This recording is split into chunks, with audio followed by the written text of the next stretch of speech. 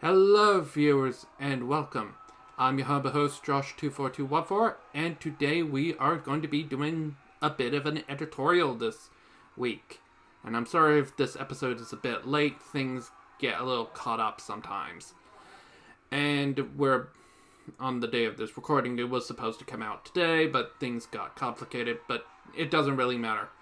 And today we are going to be talking about the new Marvel Secret Lair Commander cards.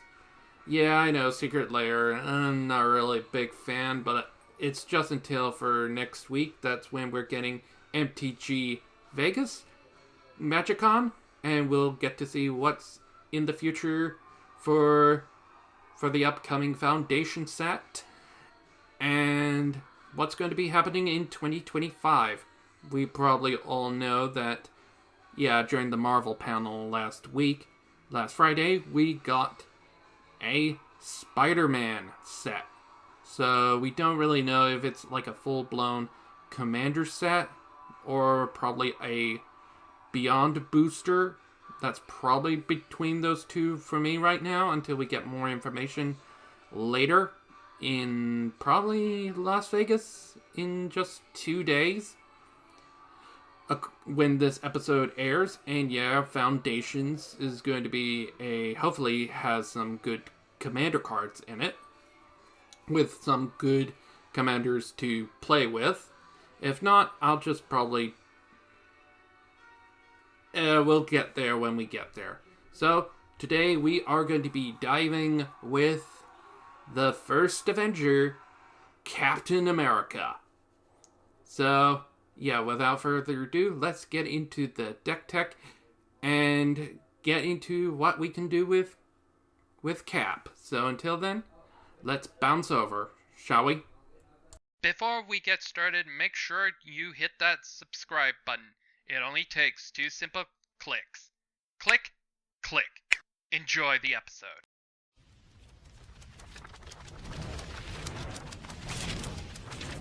And so here we are, and I know that it doesn't say it's for Commander or EDH, not yet, but it'll probably will be when the time it comes out. It happens when we try to brew ahead of cards. That happens, and we're doing it Mox Field. And we got Captain America, First Avenger. He's a red, white, and blue, of course, because, well, duh. Legendary creature, human, soldier, hero. And he is a 4/4, of course, because he's a super soldier. And we have 2 abilities. Throw, tap 3 mana, unattach a equipment card from Captain America.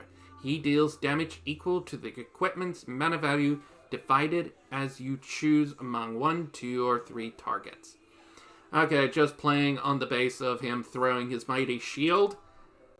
And his second ability, Catch. At the beginning of combat on your turn, attach up to 1 target equipment you control to Captain America. So that's probably what the deck I was building when the rumors were coming out, muttering it around, that Captain America was going to be an artifact-based deck. I only focused on the second text, not the first. So, because the mana value cards of the equipment cards are not going to be as high from mine, but you can make small tweaks, and this is just basically the deck I would probably make. But you can change it as much as you want. Because I'm bringing the deck list open, you guys can just basically copy the whole thing and make your own Captain America decks and improve on what I did. So without any further ado, let's dive into the deck list and see what I brewed up.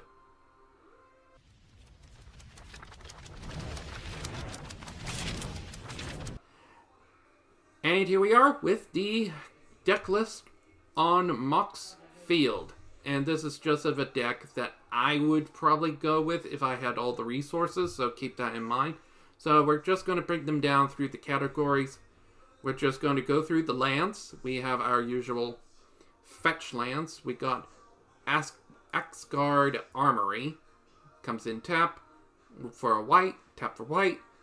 1 colorless, 2 red, and 1 white. Tap. Sacrifice the armory. Search for an aura or equipment card. Reveal them and put it into the hand. So, try to build a deck that works around. We got our usual from Arena, except for a few cards that I use. We have Mystic Monastery and the Triome. Nothing too fancy. We got from the commander sets, the 3 commander staple of Sea of Clouds, Spectator Seating, and the Training Center with enters the battlefield tapped unless you have 2 or more opponents. We do have in Commander. And yeah, this is my first time. So summon home Fortress of Legion will gain double strike if you pay 2 generic, 1 red, and 1 white tap. That will give you double strike until end of turn with cards that we don't have in Arena. And we have Slayer's Stronghold for a colorless, tap for colorless, 1 red, 1 white, tap. Target creature gets 2, 0, and gains trample and haste until end of turn, so you can have a hasty boy as soon as possible. Moving on to artifacts. This is mostly where some of our mana ramp will come in with Arcane Signet, Istoria Signet, Boros Signet, Ferroar Stone, Izzet Signet, Mask of Memory. I want to equip it and you can deals combat damage to a player. You may draw 2 cards. If you do, discard a card. And for cheap 1 to equip. Soul Ring, that we have not seen on Arena. We have seen it on Arena during the whole when Theros was having Elspeth versus Ashiok. We had Soul Ring for a while, so yeah, I was playing in that event, and yeah, having Soul Ring was crazy, but maybe someday Soul Ring will officially be added to Arena in like a historic brawl anthology. And a fun little card that would work well for equipment is the Sun Forger. 3 generic, equipped creature gets 4 power and has the fun ability of red and white. Unattached Sun Forger. Search your library for a red and white instant card with converted mana cost 4 or less, and you can cast that card without paying its mana cost, then shuffle to your library. And I think this is an instant. So yeah, I built this deck tried to keep Sunforger in mind. But if you want to get a little more creative, do it with some of the spells. Like I said, you can copy this whole deck and modify it if you wish. We have the Sword of Fire and Ice. Gives protection from red and blue. Gives 2 power, 2 toughness. And whenever equipped creature deals combat damage to a player, deal 2 damage to any target and you draw a card. So using it as basically card draw. Sword of the Animus basically lets you ramp if you connect 1/1. Whenever you equip, when creature attacks, you may search your library for a basic land, put it onto the battlefield tap, then shuffle. Equip is 2. And we have the Talismans. And we have Ristic Study. When an opponent casts a spell, you may draw a card, unless that player pays 1. You basically card draw. Sigarda's Aid is really good. You may cast aura enchantment spells as though they had flash. Whenever equipment enters the battlefield under your control, you may attach it to a creature you control right away. That's pretty much good for Captain America. And for sorceries, we're going into solve the equation, look for an instant of sorcery. I usually have this in whenever decks I have with white. Sunfall Invocation. really good card. If you can just basically board white, you would have to grant a player a card, but you would like to keep one creature on the battlefield, and I probably would go with Captain America if he's on the board. Steel Shaper's Gift is a tutor. Search your library for an equipment card, then reveal that card and put it into your hand, then shuffle. So you could go in there, go find Sunforger or Sword of the Animus, any of the equipment cards, that would be good. We have some board wipes, Supreme Verdict, this spell cannot be cancelled, destroy all creatures, and Vanquish the Horde, another, destroy all creatures, but the cost would get less for each creature on the board. So, battlefield, that's good. Instant, a lot of instants because we are... Yeah, there's some... Because I was playing outside. So we got like counter spells. I usually do 4 counter spells, 5 destroy creatures, and 5 destroy enchantments or artifacts.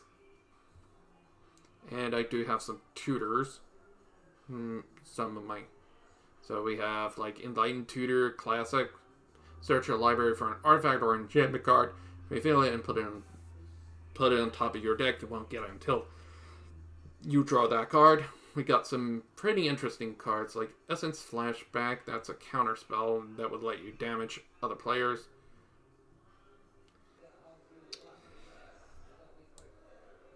And yeah, let's go through the Planeswalkers with Nithiri, the Lithoform Mancer.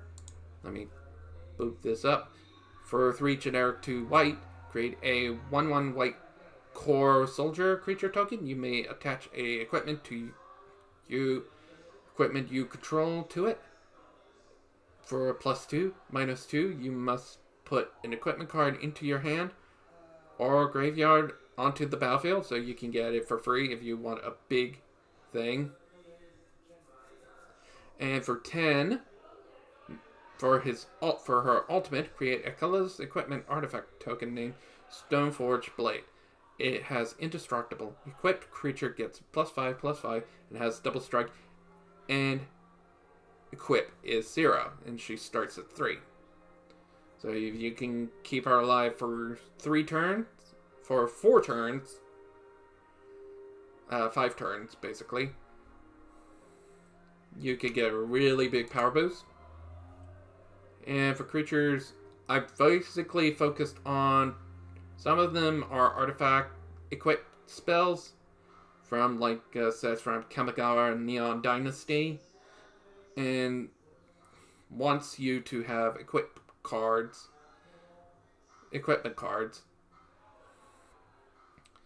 and have cards that draws cards for artifacts, maybe decrease equipment spells and costs. And some have Metalcraft, and we could get huge power boosts on certain creatures. And yeah, it's not very good. I know it's my first time. I basically focused more on Sunforger for its good cost. And it's not really a good toolkit for Sunforger, but if you want to go down that road, you could always copy this deck and make improvements. And yeah,